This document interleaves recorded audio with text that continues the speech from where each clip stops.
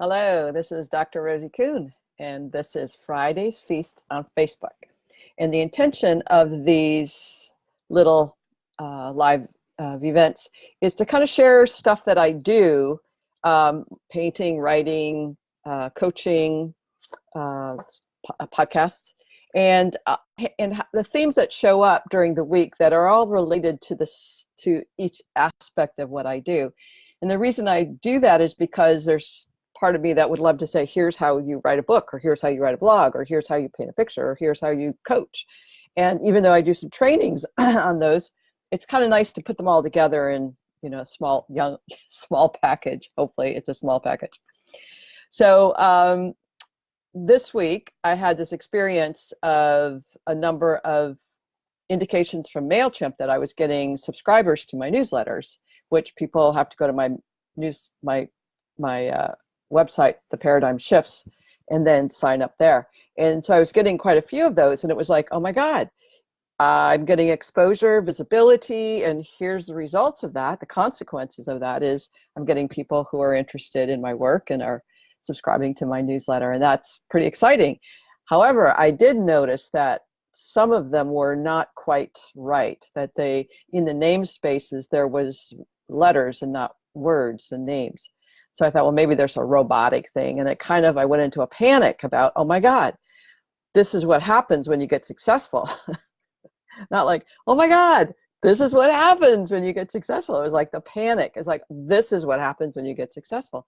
In a sense, for me, my interpretation is that the more visibility, the more vulnerability. And the more vulnerability, the more bad things that can happen. So this is not uncommon. And I know 98% of the people who've seen me as a coach come because they want something, some form of success financially or in their health or relationships or career. But there's something, their interpretation has it be something other than easy. So I called MailChimp, bottom line, called MailChimp, and they said, oh, all you have to do is just use the reCAPTCHA or the double opt-in, and that stops any robotic actions to happen. And so that's what I did, and it all cleaned up fine and no problems. The point of this is that I realized the degree to which I resist success, because for me, just as I said, my interpretation is success equals visibility, which equals vulnerability to attack. And there's a lot of people who talk about doing this or doing that and flying. They want to fly under the radar, so they're not vulnerable. They have the visibility, but they don't have the risk of attack. So now this is true whether I'm talking about exposing myself through my podcasts or getting more exposure, like even doing these things. But it also is in relation to when I'm painting a painting and I'm looking at the degree of exposure. I'll sometimes post them on Facebook. I think some of you have probably seen them on Facebook, and I enjoy doing that. And at the same time, I risk, because I'm being visible, I'm risking vulnerability and exposure to, I'm risking exposure and attack. So I had to ask myself the question, and I've asked myself a lot of times, and I got to show you something. I'll be right back. No, it's okay.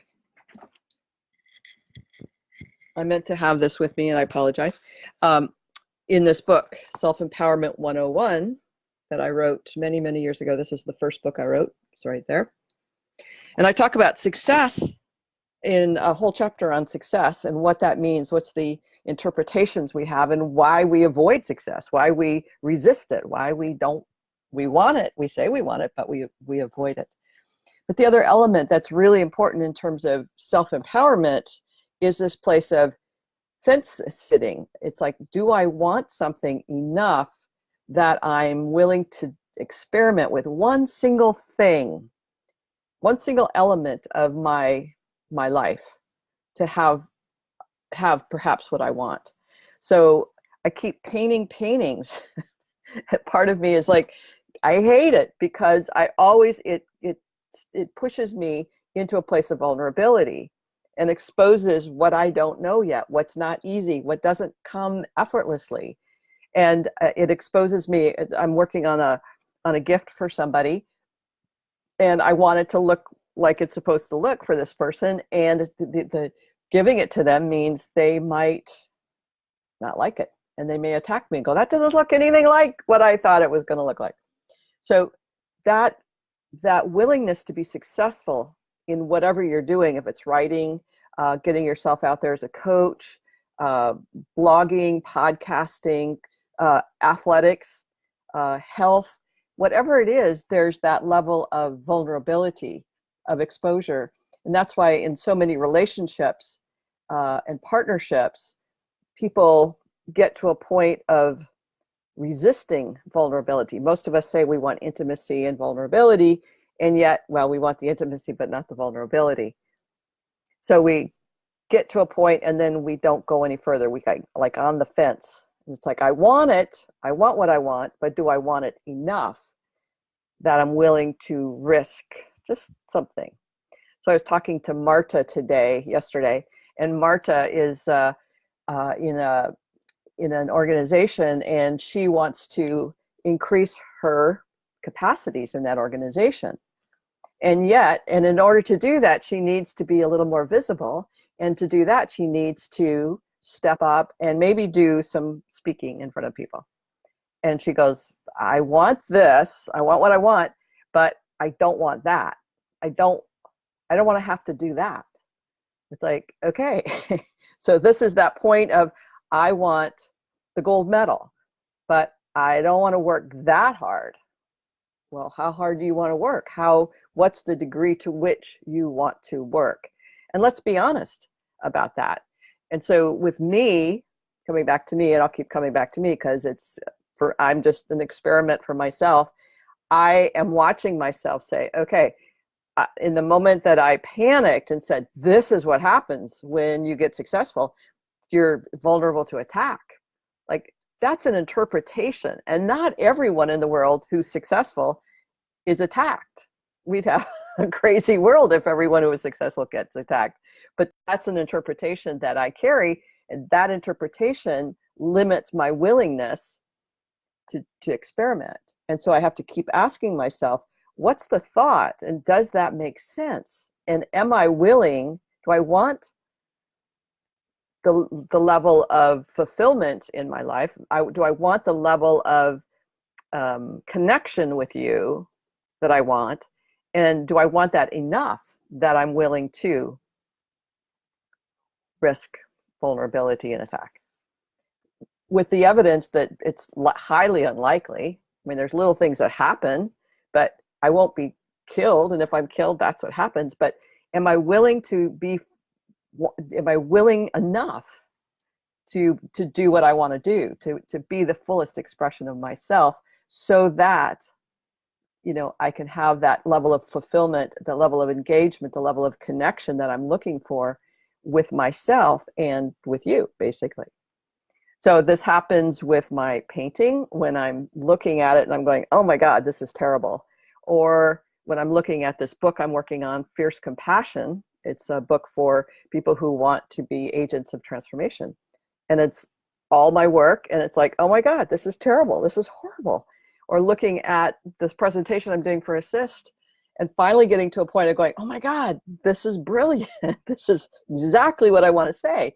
That alignment is so fun that is what keeps me engaged with my enoughness, the getting off the fence just a little bit more, because I love that moment of fulfillment when I get that sense of accomplishment or what I'm looking for, which is, I would say, 100% about alignment with myself and knowing myself and being the fullest expression of myself.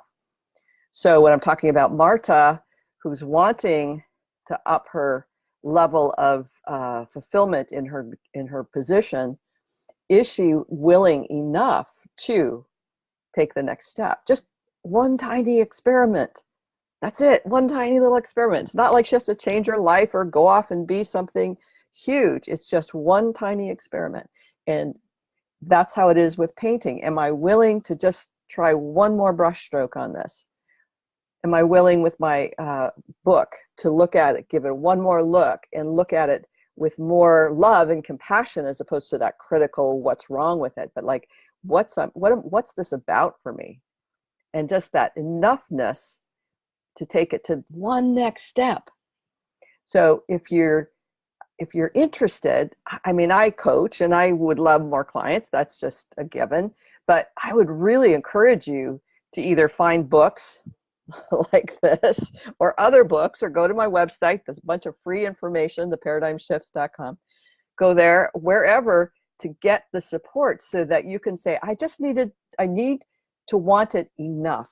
I need to want a relationship enough. I need to want my health just enough that I'm willing to take one more step, one more shift. That's it. No big commitment. You know, the AA recovery field is always about one step at a time, one moment at a time. If we say, I'm going to be the next whatever, it's like, I can't do that. It's just like, I'm willing to do this right now.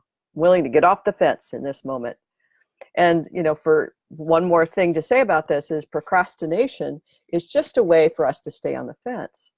And what I would prefer you do is be really clear. Like for Marta, I want Marta, if she says, I want this level, this next level, we'll call it A level. I want A level, but I don't want it enough. And I'd say, excellent. At least you're now accepting that, as opposed to being frustrated with yourself for not doing what you know you need to do, but don't want to do. Like, just be really clear. I don't want to do it. I don't want it enough. And it's like, that's a celebration that you're accepting and acknowledging the truth about you. And I love those moments in my life when I want health and well-being, but when there's a hot dog in front of me, and a really good hot dog, maybe with some chili and cheese on top, I'm in it. And I want that more than I want the other. So we're always in that, I want it, but do I want it enough? So I'll leave you with that today. I hope these are valuable. Leave me comments if you like, or questions, or just thanks for being here. I'll see you next Friday, 3 o'clock. Bye for now.